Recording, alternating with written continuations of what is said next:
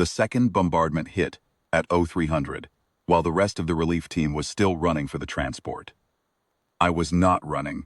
I was kneeling in the back corner of what had been the field hospice. 3 canvas walls, a dirt floor, 12 cots bolted to prefab decking that shook every time the ridge guns fired. Most of my patients had been loaded out on the first evac. 2 hadn't been stable enough to move. And in the corner, half hidden behind a supply rack I'd dragged in front of her 2 nights before, was the one the transport pilot would not wait for. She had no identification. That was the story she was sticking to, and I had let her. Clothing was wrong for a refugee. Too fine under the burns. Silk that had once been deep amber shot through with copper thread. The kind of cloth that does not exist in any market I have ever walked through.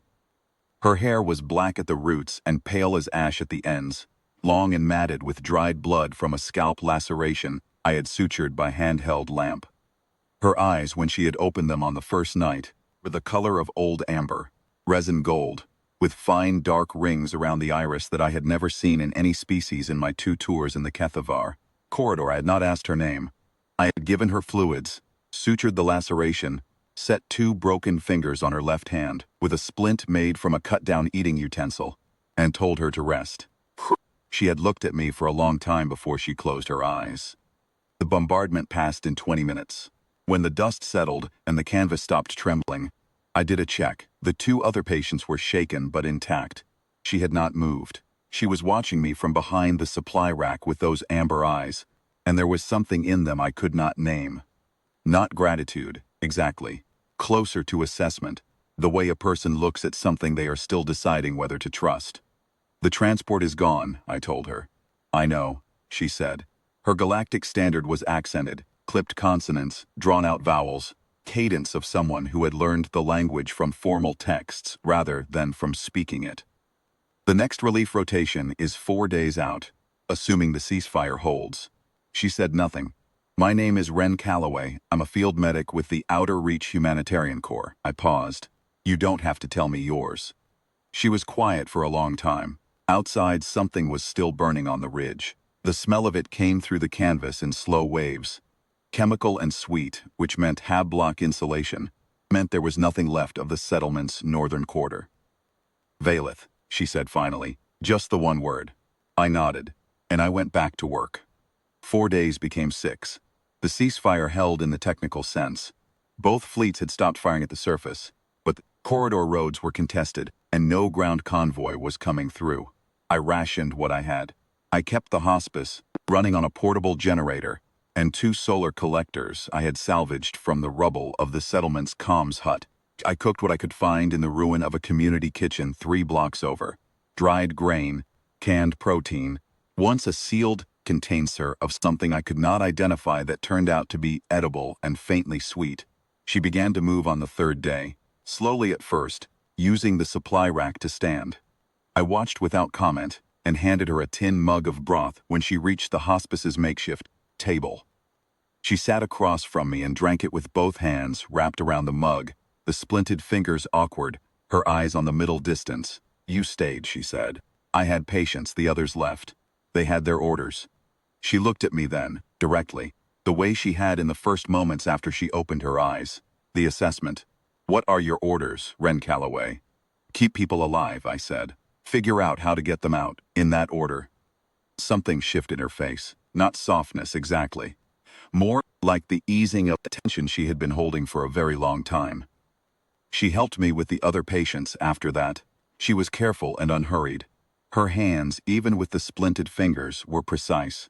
She learned the inventory of my medical kit in an afternoon, and never had to be told where anything was twice. I did not ask where she had learned to do any of it. She did not offer. On the 7th night, she told me. She did not announce it. She simply said, "T." While we were sitting in the dark outside the hospice, because the generator needed to rest, and the night was clear enough to see by starlight, Court believes I am dead. I waited. The fleet that hit this settlement was sent by a faction within my own council. They wanted the throne vacant before the succession assembly. She paused. Her voice was even. They appear to have gotten what they wanted. I thought about what to say. I looked at the sky, which was full of stars, and the faint, slow drift of orbital debris from the ships that had fought above us 3 days ago. "How many people know you're alive?" "You," she said. And now me again. I was not certain for the first 2 days. I did not understand that entirely. I chose not to press it. "The assembly convenes in 11 days, she said. "If I do not appear, throne passes to the faction that ordered this."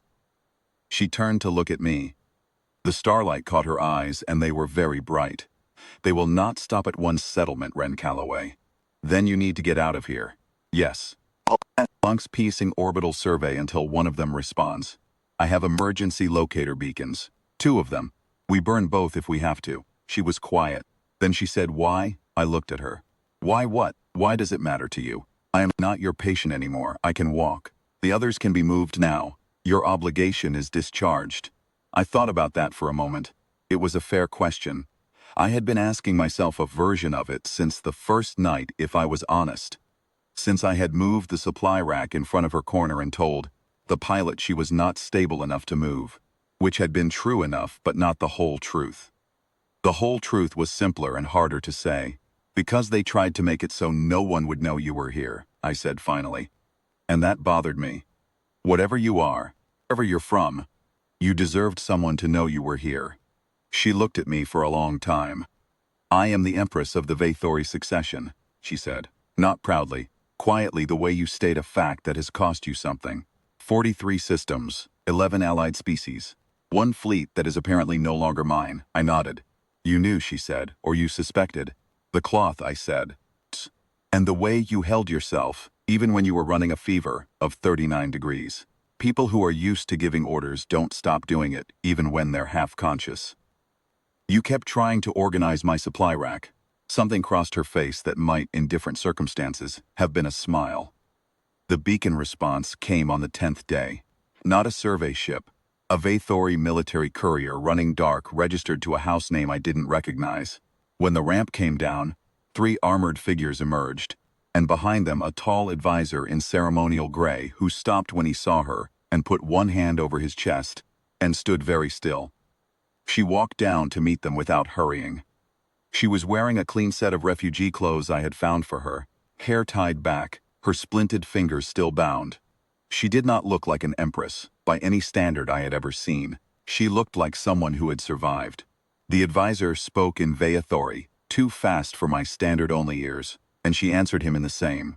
And then she turned and looked back at me, standing at the top of the ramp with my kit over one shoulder. She walked back up. "My advisor wishes to convey his gratitude on behalf of the succession," she said. "Tell him it was my job." I told him something different. She stopped in front of me. Her amber eyes were steady, not wet, just very clear. I told him that when the fleet came and an F flag officer and court physician and honor guard in this sector ran for the transports, one human field medic from the outer reach stayed, not because he was ordered to, because he decided you deserved someone who knew you were here. She used my words. Exactly. She had held onto them for 3 days and she gave them back in front of her court, out loud, where they could not be taken from either of us. I did not know what to say. I found I did not need to say anything. "Come with us," she said. "Assembly." "As my witness," she paused. "As my medic, if that title is easier to carry." I looked at the advisor, who was watching me, with an expression I could not read. I looked at the sky, where the orbital debris was still slowly drifting. I looked at her. "I'll need to file a transfer with the Corps," I said. "I'll wait," said the last Empress of the Vathori succession. And she did.